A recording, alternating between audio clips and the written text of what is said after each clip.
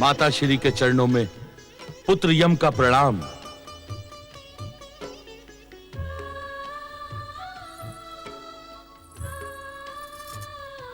प्रणाम माता श्री। माता, तुम प्रतिदिन किन विचारों में खोई रहती हो? हमने सदा आपको उदास देखा है माता। तुम्हारी उदासी का क्या कारण है माता? क्या हम आपके दुख को ज्ञात करने के योग्य नहीं? क्या तुम्हारे दुख का कारण हम भाई बहन हैं? क्या हमसे कोई अपराध हुआ है माता? सत्य तो यह है कि अपनी माता को प्रसन्न देखने के लिए हम तरस गए हैं। उत्तर दो माता, आपकी अप्रसन्नता का कारण क्या है? उत्तर दो माता, उत्तर दो। उत्तर दो माता, आपकी अप्रसन्नता का कारण क्या है? उत्तर दो माता, उत्तर दो।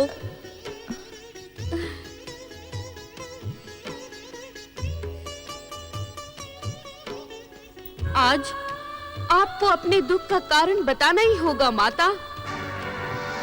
यदि हमसे कोई अपराध हुआ हो माता, तो आप हमें दंड दो। नहीं यमी, नहीं। तुम दोनों मेरे अत्यंत प्रिय हो। तुम दोनों के अपराध का प्रश्न ही नहीं उठता। तुम दोनों के लिए मेरे मन में अपार प्रेम है। माता, अपने दुख का कारण बताएं। मेरे दुख का कोई कारण नहीं है पुत्र। बस यूं ही मेरा मन अशांत रहता है। किंतु क्यों माता? हम आपकी इस अशांति का कारण ज्ञात करने के इच्छुक हैं माता। हमें स्पष्ट बताएं। क्या हमारे तेजस्वी पिता सूर्यदेव आपसे अप्रसन्न हैं? अथवा आप स्वयं ही उनसे असंतुष्ट हैं? हट ना करो यमी, मुझे अपने दुखों के साथ छोड़ दो। नहीं माता, नहीं। आज तुम्हें अपने दुखों का कारण बताना ही पड़ेगा। बताइए माता, बताइए। यमी, ये सत्य है कि तुम्हारी माता सदा हमसे असंतुष्ट रही। पिताश्री प्रणाम। असंतुष्ट ही नहीं, यमी, विवाह के पश्चात देवी संज्ञा सदा हमसे भयभीत भी रही। किंतु भय का कारण क्या था पिताश्री? तुम्हारी माता सोचती हैं कि हमारा तेज इन्हें भस्म कर देगा। हमने अनेकों बार इन्हें समझाया कि हमारा तेज तो बाहरी संसार के लिए है, तुम्हारे लिए तो हमारे हृदय में अपार शीतल प्रेम है। स्वामी, अबोध बालकों के सन्मुख ये पुराण वाचना आवश्यक है क्या? तुम्हारे भय नाश के लिए संभवतः यमी से इस पुराण का परिचय होना परम आवश्यक है। अपने ही समान हम भी तुम्हारे प्रेम के प्रतिदान के इच्छुक हैं।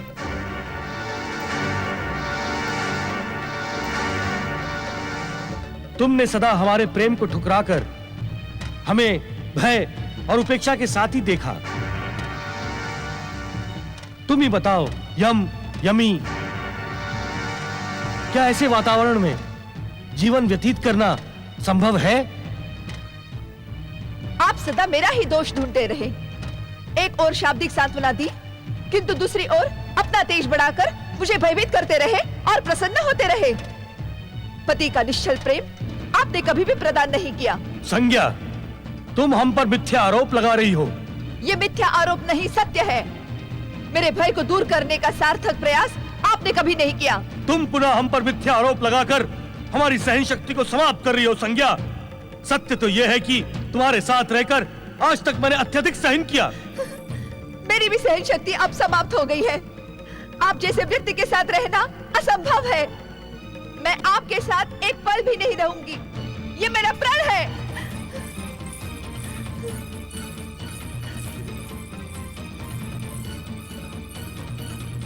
माता, माता, माता, माता, रुक जाइए माता। माता, माता, माता, हमें रुक छोड़कर जाइए, ना माता। जाए माता। माता, माता, हमें आपकी स्नेह छाया की आवश्यकता है माता। न जाइए माता। नहीं, अब मैं लौट कर नहीं आऊंगी। अपनी प्रतिज्ञा के पश्चात मेरा सूर्यलोक लौटना असंभव है। माता,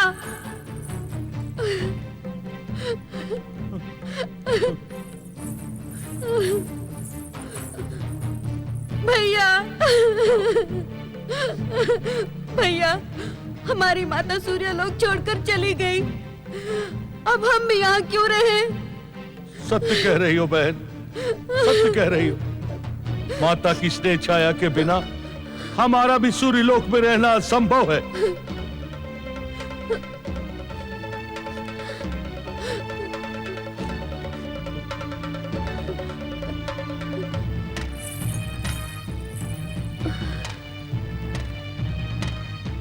मैं सूर्यलोक छोड़कर पृथ्वी पर चली जाऊंगी। स्वयं को जल में परिवर्तित कर यमुना नदी बन जाऊंगी, यमुना नदी बन जाऊंगी।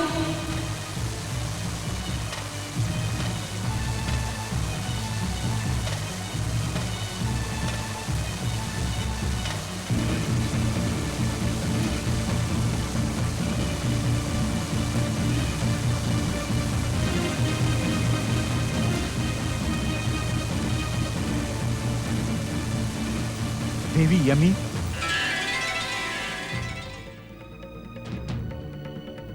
मैं पर्वतराज हिमालय आपका पृथ्वी लोक पर हार्दिक स्वागत करता हूं।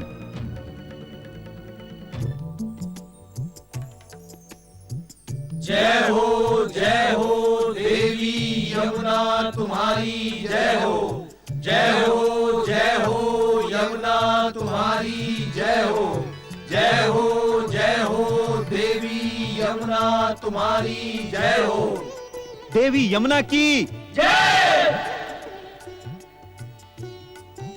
भगवान श्री विष्णु की कृपा से आपकी व्यथा हमसे अज्ञात नहीं है देवी यमी। अपने दुख और व्यथा को भूलकर आप जिस प्रकार पृथ्वीवासियों को तृप्त करने यहां पधारी हैं, वह आदरणीय है। कथा और पुराण सदैव आपकी कर्तव्य निष्ठा का गुणगान करते रहेंगे। पर्वतराज हिमालय, आपका स्थान मेरे लिए पिता सूर्यदेव और माता संज्ञा की भांति आदरणीय है। आपने अपने राज्य के पर्वत क्षेत्र में मुझे स्थान देकर धन्य कर दिया। सत्य तो यह है देवी अमी, आपके चरणों का परम पावन स्पर्श पाकर न केवल मैं अपितु समस्त पृथ्वीवासी भी पवित्र और धन्य हो जाएंगे। आज से यह पर्वत शिखर आपकी उत्पत्ति के क्षेत्र के रूप में यमुनोत्री के नाम से विख्यात होगा। जन जन को तृप्त करने पधारी देवी यमुना की जय। जन जन को तृप्त करने पधारी देवी यमुना की जय। माँ लौट आओ, लौट आओ माँ। माँ, हमें इस तरह छोड़कर मत जाओ।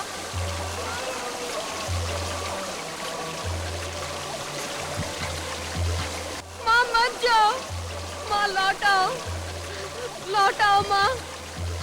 माँ लौट आओ, हमें छोड़कर मत जाओ माँ। माँ लौट आओ, लौट आओ माँ। माँ, हमें इस तरह छोड़कर मत जाओ। माँ मत जाओ, माँ लौट आओ, लौट आओ माँ। माँ लौट आओ।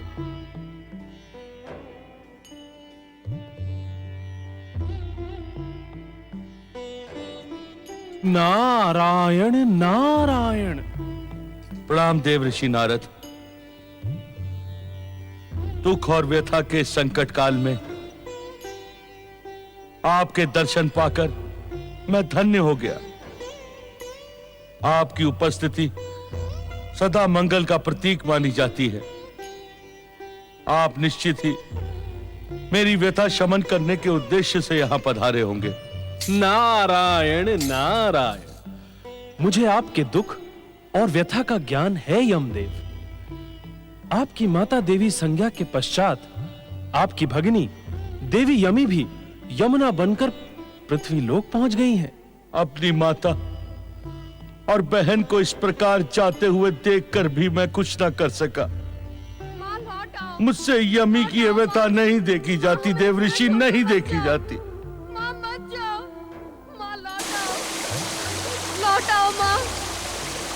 लौट आओ, हमें छोड़कर मत जाओ माँ। माँ लौट आओ, लौट आओ माँ। माँ हमें इस तरह छोड़कर मत जाओ, माँ मत जाओ। माँ लौट आओ, लौट आओ माँ।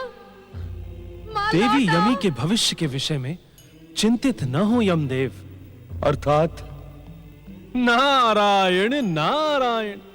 सतयुग और त्रेता युग के पश्चात द्वापर युग में जगदीश्वर भगवान श्री विष्णु धर्म के संस्थापन के लिए पृथ्वी लोक पर श्री कृष्ण का अवतार धारण करेंगे। तब आपकी बहन यमुना का तट उनकी बाल लीलाओं का केंद्र बनेगा। नारायण नारायण। प्रभु के चरणों का स्पर्श पाकर देवी यमी अपने पिछले सारे दुख भूल जाएंगी। अपनी बहन का सौभाग्य सुनकर मैं धन्य हुआ देवऋषि, किंतु मैं आपसे एक प्रश्न पूछने का इच्छुक हूं। नारायण नारायण। यमदेव, आप यही ज्ञात करने के इच्छुक हैं ना कि आपकी माता और बहन देखते ही देखते आपसे दूर चली गई और आपके पिता ने उन्हें रोकने का प्रयास भी नहीं किया? हाँ देवऋषि, क्या यह हमारे पिता सूर्यदेव का अन्याय नहीं है? न्याय अन्याय के विषय में मैं कुछ नहीं कह सकता यमदेव। नारायण नारायण। किंतु मुझे इतना ज्ञात अवश्य है कि हर घटना से एक नई घटना का जन्म होता है और इसके चमत्कारी परिणाम भी निकलते हैं। क्षमा करे देवऋषि, मैं आपकी सांकेतिक भाषा को समझने के योग्य नहीं। कृपया आप सरल भाषा में मेरी शंका का समाधान करें। आपकी योग्यता के विषय में मुझे और संसार को तनिक भी संदेह नहीं है, किंतु आप सरल भाषा में सुनने के इच्छुक हैं तो सुने। नारायण नारायण। आपका सूर्य लोक से बहिर्गमन यमलोक में रिक्त स्थान की पूर्ति के लिए हुआ है। यमलोक?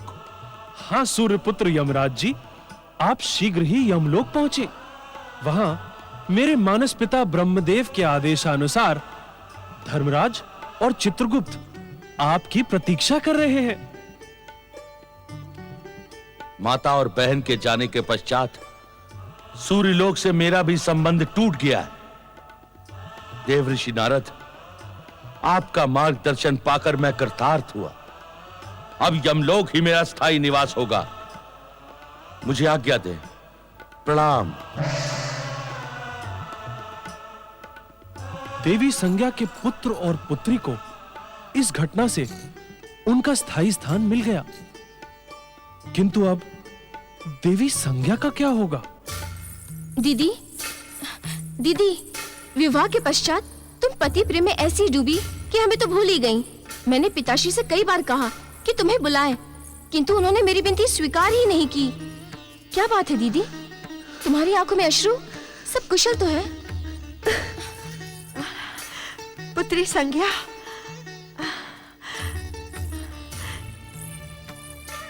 कैसी हो पुत्री? विवाह बेला के पश्चात तुम्हें आज देख रही हूं। क्या तुम अकेली आई हो? मेरे तेजस्वी दामाद सूर्यदेव कहाँ हैं? माता, मैंने सूर्यलोक का सदा सदा के लिए त्याग कर दिया है।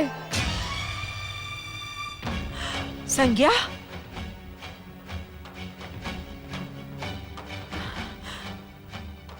अर्थात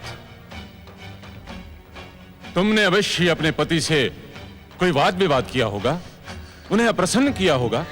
आप ये क्यों नहीं पूछते पिताश्री कि उन्होंने मुझे कितना अप्रसन्न किया है, मेरे स्वाभिमान को कितना अधिक आहत किया है। उस घोर अपमानजनक स्थिति में मैं भला कैसे रह सकती थी? तुम अब मां बन गई हो संज्ञा। क्या सूर्यलोक छोड़ते समय तुम्हें अपने पुत्र यम और पुत्री यमी का भी विचार नहीं आया? वे बालक नहीं है माताश्री। जब मैंने सूर्यलोक में ना रहने का निश्चय कर ही लिया तो उन सब की चिंता क्यों करूं? मैं सदा सदा के लिए यहां रहने आई हूं।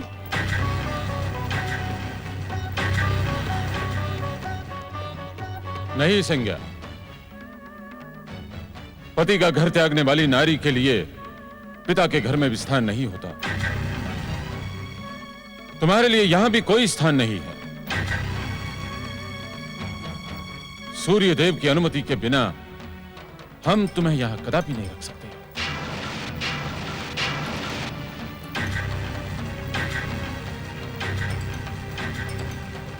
इतने अधिक कठोर ना बने पिताश्री। पुत्री बृहस्पति, धर्म के मार्ग पर चलने वाले व्यक्ति को पग पग पर परीक्षा देनी पड़ती है। मैं पुत्री के मोह में धर्म के मार्ग को छोड़ नहीं सकता। किंतु धर्म का मार्ग? हाँ पुत्री, धार्मिक व्यवस्था के अनुसार विवाह के पश्चात कन्या का सुख संसार उसके पति का घर ही होता है।